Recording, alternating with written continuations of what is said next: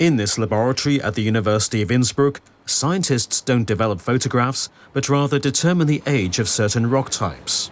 The red light is used like in a photo darkroom to protect light-sensitive material. Here, the scientists deal with tiny crystals that stored light, to put it simply. Geologists utilize this luminescence dating method to determine the age of sediments by measuring the stored light.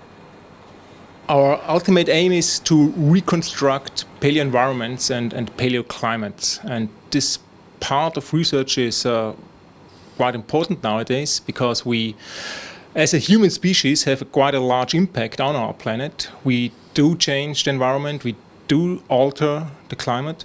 And in order to understand how climate is evolving and will continue to change, it's very important to understand also the past environments and the system, how it operated in the past, so that we are able to make solid projections for the future.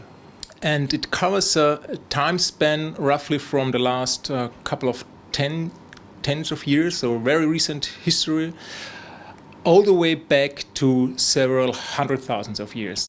For luminescence dating, the scientists use quartz or feldspar crystals occurring in sand, for example. At coastlines or riverbeds, sediment deposits can be several meters high. In nature, some radioactive radiation always occurs, which affects the individual sand grains. For a later analysis, the sediment sample needs to be treated mechanically and chemically in the laboratory. The quartz and feldspar crystals remain. The basic principle behind it is that light can be stored or gets stored in these mineral grains, because due to the natural radioactivity, electrons get elevated into higher orbitals. They get caught there on crystal defects. The crystal stores the energy as long as the sediment remains in the dark. That is why the samples have to be extracted cautiously and under the absence of light, and treated under red light. Normal light releases the stored energy immediately. The scientists use this effect for measurements that happen inside the luminescence apparatus. If you take a sample under light-safe conditions and bring it here into our lab, we can stimulate these sand grains with light, and these electrons will fall back into the original position. And while they are falling back, they are emitting a small, tiny light signal. So they're actually shining. And this tiny light signal can be measured, and it's proportional to the sedimentary age of the very sample we are investigating. Eventually, the sediments can be dated by measuring the amount of stored light. The scientists in Innsbruck also work with researchers from other research fields. They are able to answer questions that initially may seem unusual for geologists.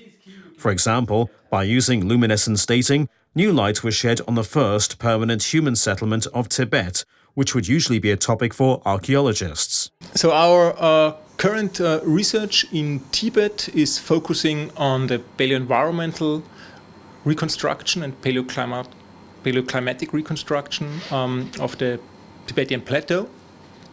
And we are particularly interested in human occupation of the Tibetan plateau. So what we want to figure out is at which time was the Tibetan plateau colonized, and under which climatic and environmental conditions.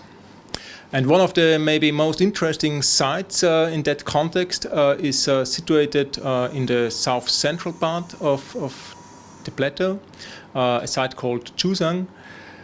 We extracted quartz grains from hot spring carbonate and used these quartz grains for age dating. And this site is well known under archaeologists because there are human hand and footprints preserved in this hot water carbonate deposit. The luminescence dating method is good for minerals of up to several 100,000 years of age. The measurement of the sediments in Tibet determined an age of between 8 to 12,000 years. Thanks to the work of the Innsbruck scientists, the time of the first permanent settlement in Tibet could be corrected. Until recently, it was estimated to begin 20,000 years ago.